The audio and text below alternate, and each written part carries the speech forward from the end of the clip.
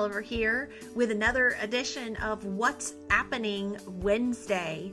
Instead of a video, this week I'm doing a quick screen share to show you my favorite new browser plugin called Grammarly.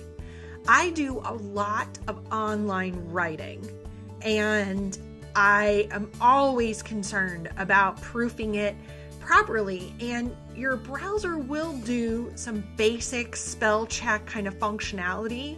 But if you do any kind of writing where you're posting on Facebook or you're writing blog articles, anything with more than just a few words at a time, you really need a better tool than just the basics in your browser.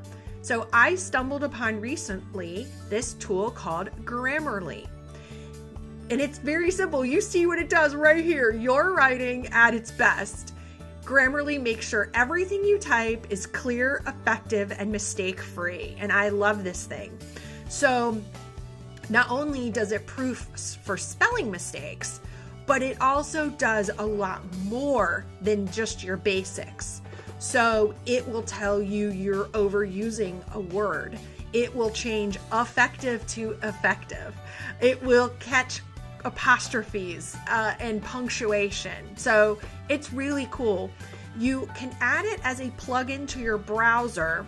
I actually use Chrome as my browser most of the time. I use Safari some as well, but I had to go into Safari to pull it up because when I tried to just pull up the website to show it to you in Chrome, because I already have the plugin, it takes me right into my account.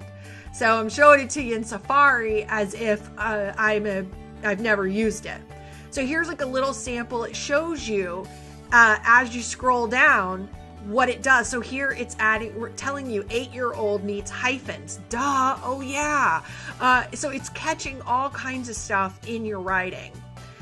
So you might be thinking, well, what's the difference between this and a word processor program? Well, it's similar to that, but the difference is this is when you're writing on the web.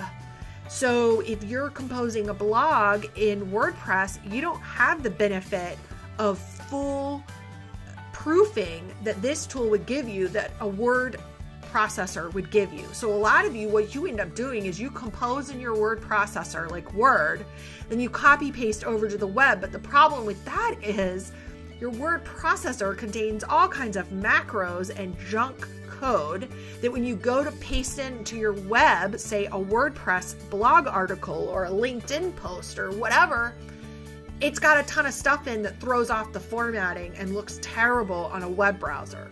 So ideally, when you're writing on the web, you want to compose on the web, and now you can do both because you have everything you need to write mistake-free. So you can use a browser plugin, as I mentioned, but you can also use their native app. So for Macs, they have a native app that you download and put on your computer. The icon for Grammarly is down in my tray, which you can't see on the screen share, but it's down on my tray on my Mac. And so here's an article I'm working on writing that I'm going to submit for Sales and Marketing Ideas magazine. And it's taking it and it's already figured out, hey, complex is an overused word. Maybe you'd like to try sophisticated. Then it comes down and it's going to find and do a check. Oh, I've got it. Oh no, score of 93. So here's all the things I could do to make this better. I literally was sending out every single thing I wrote to an editor to get cleaned up, no matter who I was submitting it to. And now I'm not really doing that. So I feel bad for my editor, but for, of course, for my books and stuff, they have to go. But for quick stuff like this, where I'm just cranking an article out for submission somewhere, this is totally getting the job done. There is a free version that does basic proofing, but if you want the full on grammar, passive voice to active voice, all that unclear antecedent, you will need to pay. It can be a little pricey for the monthly, I think about $20 or $30, but if you'll just bite the bullet and buy the annual subscription, it's like $10 a month when they do it that way. So for me, somebody that writes a lot, this is awesome. And it doesn't have to be you're writing long articles. You could literally be just writing Facebook posts that are about this long, and you still need it to be really good, polished, and mistake-free.